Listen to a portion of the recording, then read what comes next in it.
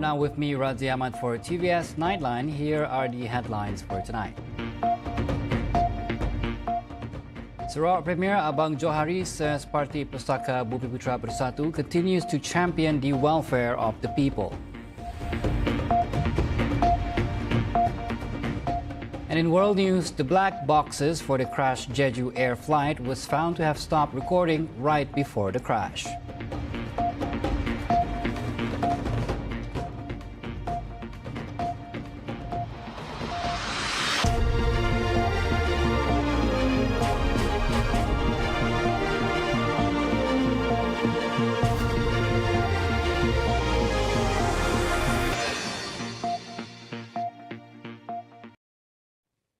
Despite leadership changes, the spirit and unity within Sarawak's Parti Pusaka BUMIPUTERA Bersatu (PBB) remains strong, continuing to champion the welfare of the people. Sarawak Premier Datuk Patinggi Tan Sri Abang Johari Tun Openg stressed that PBB serves as a vital platform for championing the rights and welfare of Sarawak's BUMIPUTERA, including those in rural areas. Daripada pimpinan APAI juga, Presiden pertama kita hingga ke hari ini, pimpinan bertukar ganti, tetapi semangat PBB perpaduannya tetap kukuh untuk membela nasib rakyat Sarawak, lebih-lebih lagi masyarakat BUMIPUTERA yang tinggal di luar bandar, yang harus dibela, dan PBB adalah wadah untuk kita membela masyarakat BUMIPUTERA termasuk di luar bandar. Abang Johari highlighted the bold decision to establish Gabungan Parti Sarawak GPS as a turning point in charting Sarawak's future. Selepas pilihan raya 2018, kita keluar. Kenapa kita keluar daripada Barisan Nasional? Kita rasakan bahawa biarlah Sarawak disatukan dalam satu gerakan baru bernama TVS, mempertahankan hak-hak kita dan melaksanakan dasar yang telah termaktub dalam MA 63. Kita tidak berkanjak, kita tidak undur. Walaupun berhadapi dengan masalah, kita tetap dengan satu semangat membela rakyat Sarawak dalam lingkungan politik negara. Alhamdulillah, makin sadi, makin kuat. He said this in his speech when officiating the PBB's Central Zone Branch Delegates meeting in Cebu earlier today. Sarawak is set to be one of the first in the world to produce synthetic gas for energy generation. According to Abang Johari, this move reflects the region's commitment to keeping pace with global energy transitions by embracing innovative methods of energy production. Mengikut pakar, saya dah bincang dengan saudara Datuk Seri Fadilah. 5 tahun lagi, tenaga dunia akan bertukar. Tidak menggunakan minyak dan tidak menggunakan gas energi. Dia akan menggunakan apa disebut sebagai synthetic gas. Campuran di antara karbon dengan green hydrogen.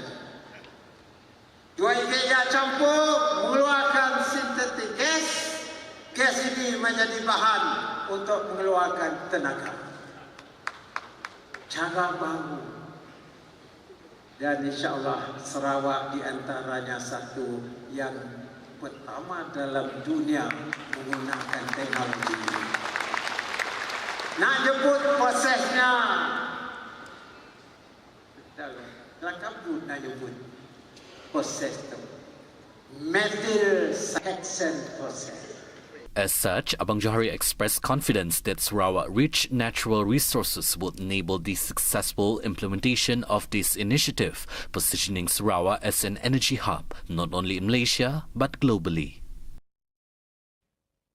The younger generation represents the future leaders who will inherit the legacy of Parti Pusaka Bumiputera Bersatu (PBB) in advancing the party's vision and strategies to drive Sarawak's progress.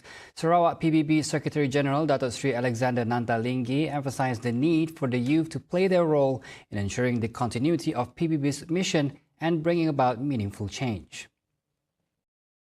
Mereka bukan saja mewarisi legasi perjuangan, tetapi juga menjadi peneraju dalam mengembangkan visi dan strategi baru untuk memajukan Sarawak. Jadi, oleh itu, generasi muda PBB perlu menggalas tanggungjawab dan dengan penuh kesedaran dan semangat juang yang tinggi. Nanta added that the youth must act as an agents of change, drivers of innovation and bearers of fresh ideas to ensure Sarawak remains on the right track in economic, social and political development. Through entrepreneurship, education and technology programs, Nanta said that PBB's younger generation plays a vital role in ensuring Sarawak not only remains relevant globally but also competitive on the international stage. In other news, the construction of modular steel panel bridges, commonly known as Bailey bridges, has been a significant step in enhancing infrastructure in rural Sarawak. Sarawak Deputy Premier Dato' Amar Douglas Uga Ambas said these bridges provide a practical and efficient solution to connect communities and drive infrastructure development. It is important to note that bridge replacement at Sungai Balai is only one of many critical infrastructure issues that we face in Baram region. There are numerous log bridges and culverts along the former logging roads in the lower, middle and upper Baram areas that urgently need replacement. Uga said this in a text speech delivered by Deputy Minister in the Sarawak Premier's Department, Labour, Immigration and Project Monitoring, Datuk Gerawat Gala, during the modular steel panel bridge handover ceremony at JKR Bekenu Depot earlier today. In the text speech, he also touched on the issue of dilapidated log bridges in Baram. According to him, replacing these bridges are vital in restoring access was disrupted as a result of weaknesses in all infrastructure.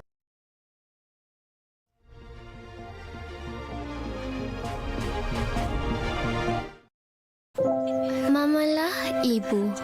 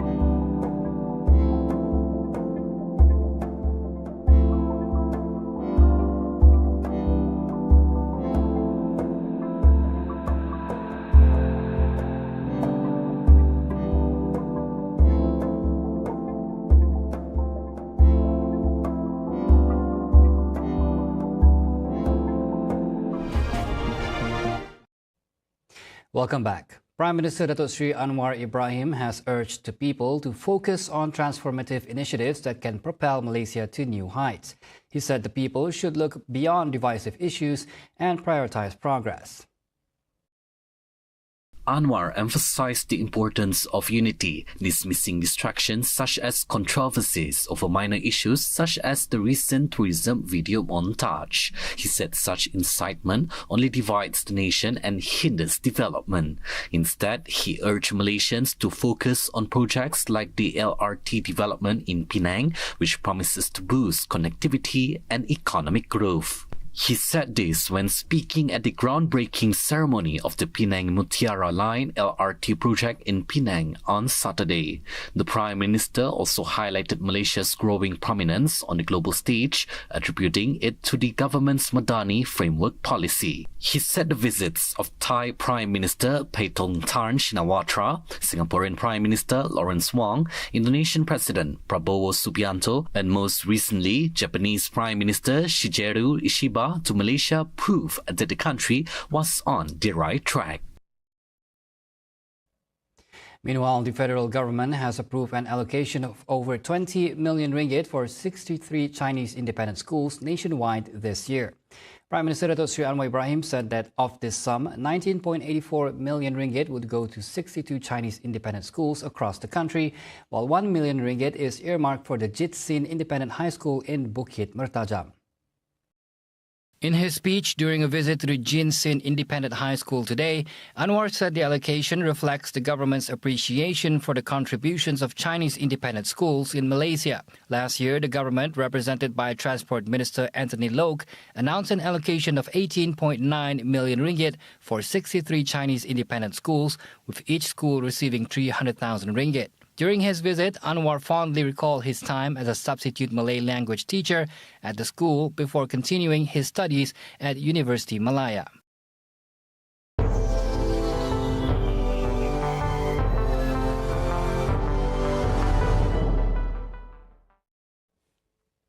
The black boxes holding the flight data and cockpit voice recorders for the crashed Jeju air flight that left 179 people dead stopped recording 4 minutes before the disaster. South Korea's Transport Ministry said plans are in place to investigate the cause of the data loss during the ongoing accident investigation.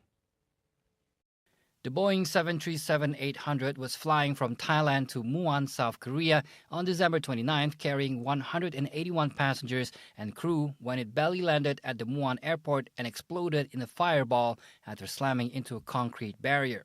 The analysis revealed that both the CVR and FDR data were not recorded during the 4 minutes leading up to the aircraft's collision with the localizer.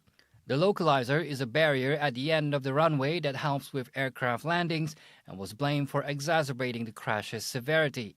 South Korean and U.S. investigators are still probing the cause of the crash of Jeju Air Flight 2216, which prompted a national outpouring of mourning with memorials set up across the country. 책임 있는 당국자로서 적절한 처신을 할 생각이며 그 적절한 방법과 시기를 상의 중에 있습니다. Investigators have pointed to a bird strike, faulty landing gear, and the runway barrier as possible issues. The pilot warned of a bird strike before pulling out of a first landing, then crashed on a second attempt when the landing gear did not emerge. See the world closer with TVS as we bring you the latest news updates both locally and internationally. For more headlines anytime, anywhere, just head on to our official website at tvsarawak.my or follow us on our social media platforms. And those were the updates on TVS Nightline. I'm Razi Ahmad. Thank you for watching and have a good night.